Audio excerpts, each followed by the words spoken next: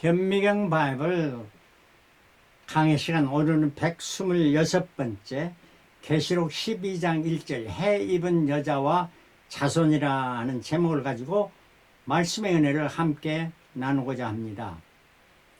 계시록에는 많은 난해의 사건들이 있습니다. 어떻게 해석하느냐가 굉장히 중요합니다. 바른 해석을 하지 잘못 해석을 하면은 이단에 빠지고 사탄 마귀의 꾀임에 빠지게 됩니다. 근데 그 난해의 사건 중에 14만 4천이 과연 누구인가?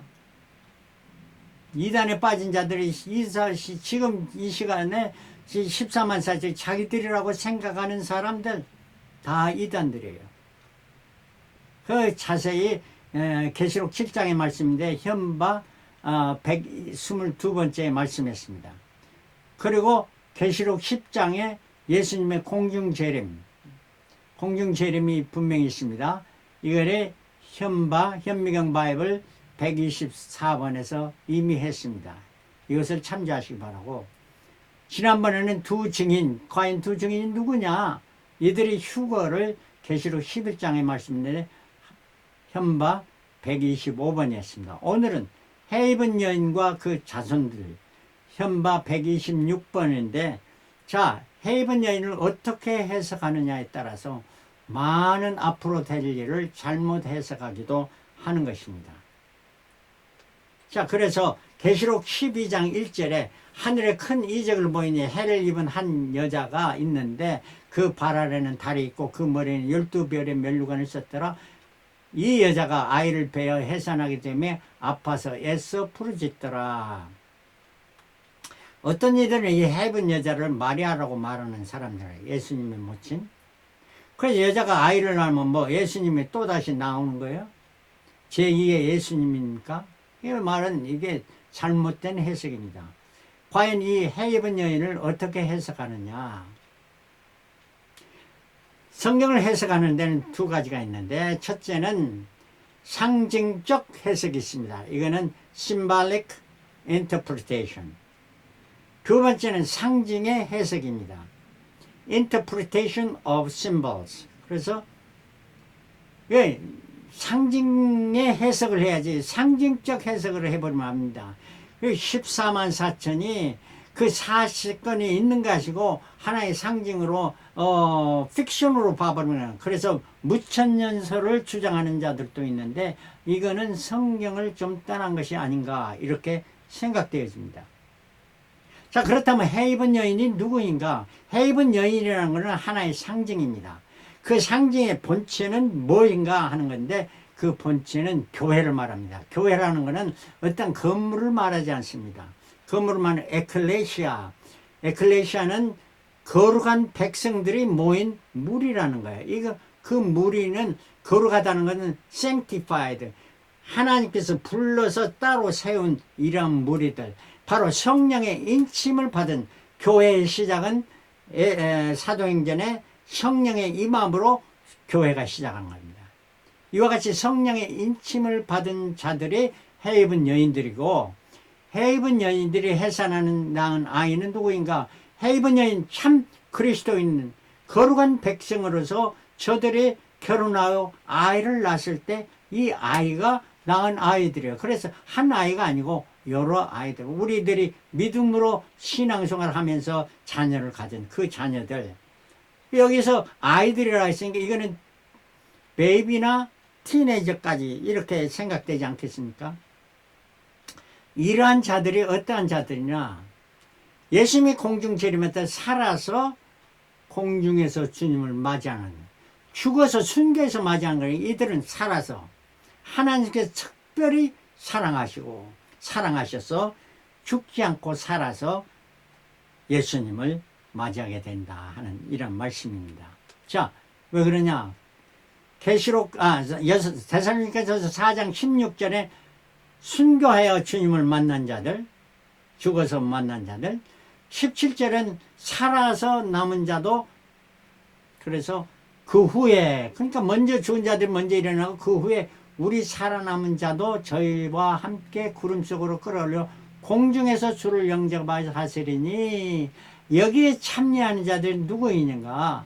여기에 참여한 자들은 죄도 잘 모르고 정말 그리스도 안에서 주님 말씀으로 양육받은 그러한 베이비 티네이저들, 이러한 애들이 살아서 주님을 영접하게 된단 말이에요. 그래서 그리스도 안에서 죽은 자들은 누구냐? 아벨부터 두 증인. 두 증인은 마지막 순교자였던 것입니다. 우리 살아남은 자는 해입은 여인의 참성도들의 자손들.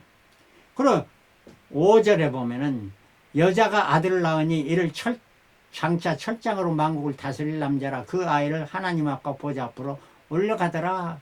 그래, 그 아이가 살아서 지금 하나님 앞으로 올라가는 건 뭐냐? 바로 죽지 않고 살아서 휴가하게 되고 장차 철장으로 만국을 다스리는, 저가 하늘의 천성을 다스리는 자가 아니고, 천성에는 선한 사람은 오직 죄범은 죄가 없는 것이죠. 그렇다면 저들이 철장으로 다신다는, 누구를 다시는? 저들은 천년 왕국이 도래할 때 저들이 청년이 돼서, 그때는 청년이 돼서 다스릴 자들이다 하는 이란 말씀입니다. 이해가 되시죠?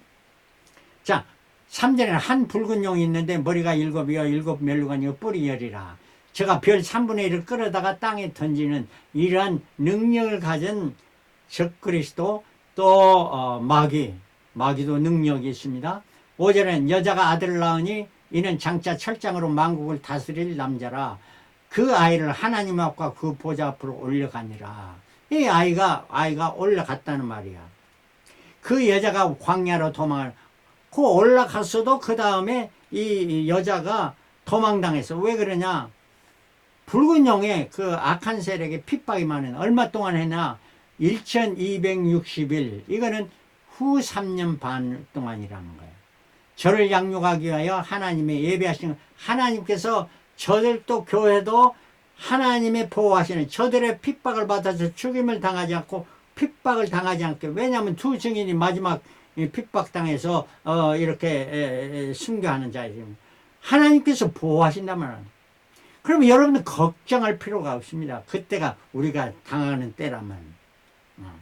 그리고 하늘에서 7절 8절에는 붉은 용 마귀와 미가엘이 전쟁을 벌여서 미가엘이 승리하고 하나님의 천사가 승리하고 붉은 용이 패하게 돼서 붉은 용이 하늘에서 쫓김을 받습니다. 13절 용이 자기의 땅으로 내어쫓긴 것으로 남자를 낳은 여자를 핍박하는지라. 그 여자가 큰 독수리의 두 날개를 봐 광야 자기 곳으로 날아가 거기서 그 뱀, 옛뱀이죠, 마귀의 낯을 피하여 한때 두때 반때, 이게 바로 후 3년 반을 양육받음에 해서 후 3년 반의 핍박도 참 그리스도에는 두려울 필요가 하나도 없다는 것이고, 그 후 3년 반에 그리스도에서 순교당한 자는, 왜냐하면 두 증인은 이미 순교당했기 때문에 그 마지막 순교자고 피할 필요 없도록 하나님께서 보호해 주신다는, 얼마나 놀라운 하나님의 사랑입니까? 땅이 15절에 여자의 뒤에서 뱀이 그 입으로 물을 강같이 토하여 여자를 물에 떠내려가라. 그러니까 홍수가 나서 여자를 죽여버리려고 하는데, 땅이 여자를 도와 그 입을 벌려 용의 입에서 토한 강물을 삼키니 하나님이 이토록 사랑하는 자녀 하나님의 참 성도를 보호하신다 하는 이런 말씀입니다. 그래서 17절에는 용이 여자에게 분노하여 돌아가서 그 여자의 남은 자손, 아까 하늘에 올라간 자손도 있고 아직 남아있는 자손일까요? 남은 자손이라는 걸 렘넌트라 하는 미러인데, 나무가 그 뱀을 향해도 구루터기는 남아있어. 이걸 성경에는 렘넌트라는 구루터기 남아있어. 이게 다시 생명이 자라는 것을, 이런 걸 말해주는데, 저들은 하나님의 계명을 지키며 예수의 증거를 가진 자들이다.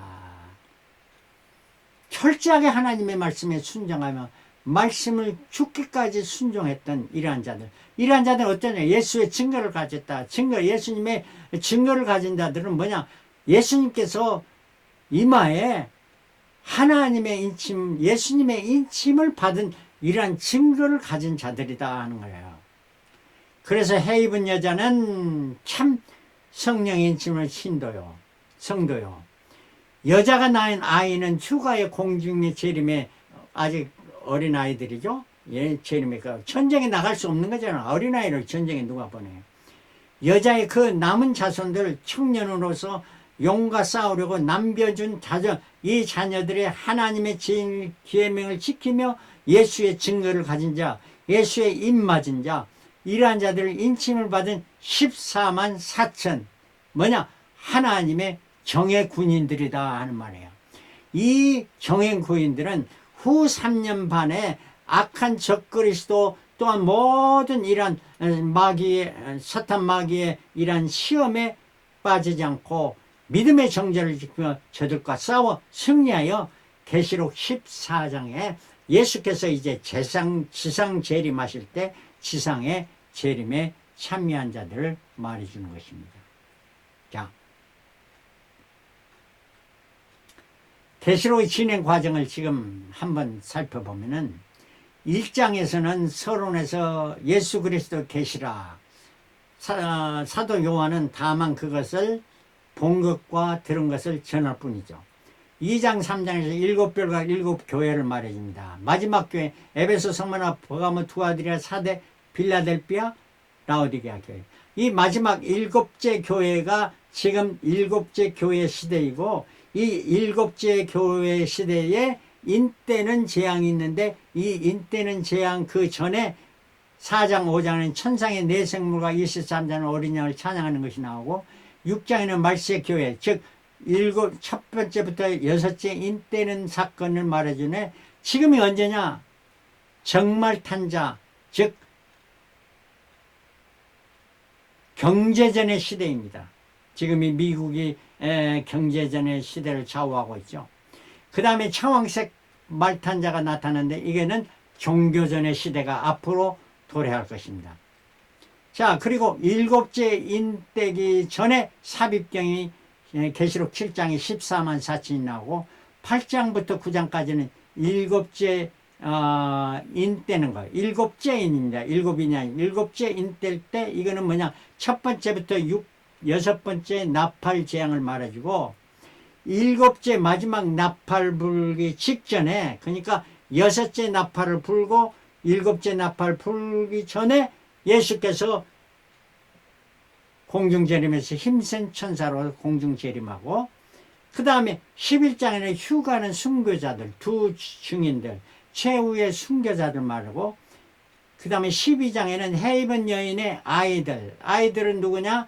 공중재림에 참여하고, 나이 많은 청년들로서 이제 하나님의 인친자들, 헤이븐 여인의 남은 자들이 14만 4천으로 이제 그리스도 영과의 싸움에서 승리하고 예수님이 14장에 부활하실 때 예수님과 함께 시온산에서 같이 함께하는 이러한 것들이 전개되고 있습니다. 계시록의 어떤 것들이 참으로 해석하기 어려운데 이러한 해석을 하면 정리되고 정돈되게 참 우리가 잘 이해하시고 앞으로 내다보면서 우리가 어떠한 신앙생활을 해야 할 것을 잘 가르쳐주고 있는 것입니다. 그러므로 우리는 이 말씀을 잘 연구하고 또 배우고 상고하고 말씀을 내 삶으로 내 살과 피가 되게 하는 것. 입으로 다느나 뱃속에 들어가서 쓰더라 하는 이 쓴맛을 다 쓴 내 살과 피가 되는 이러한 참신앙인의 삶을 살아가는 저와 여러분들 되시길 그리스도의 이름으로 축원합니다. 할렐루야. 아멘.